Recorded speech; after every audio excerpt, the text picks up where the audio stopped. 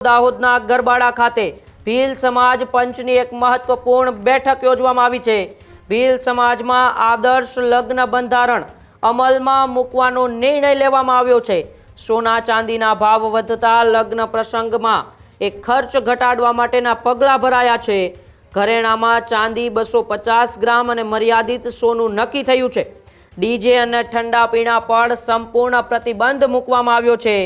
ભોજનમાં માત્ર દાળ ભાત અને કંસારની જ વ્યવસ્થા કરવામાં આવે એવો પણ નિર્ણય એ બેઠકની અંદર લેવામાં આવ્યો છે।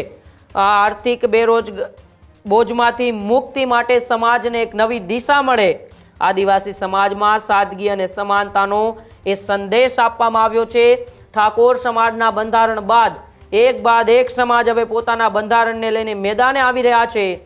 ત્યારે હવે જે ખૂબ જ આદિવાસી વિસ્તાર જ્યાં શિક્ષણનું ખૂબ ઓછું એ પ્રમાણ છે, જે લોકો એ જમીન સાથે જોડાયેલા છે, ખેતી કરીને પોતાનું ગુજરાન ચલાવે છે, એ ભીલ સમાજ પંચની એક મહત્વપૂર્ણ બેઠક દાહોદના ગરબાડા ખાતે યોજાય અને ભીલ સમાજમાં એ આદર્શ લગ્ન બંધારણ અમલમાં મૂકવાનો નિર્ણય કરવામાં આવ્યો।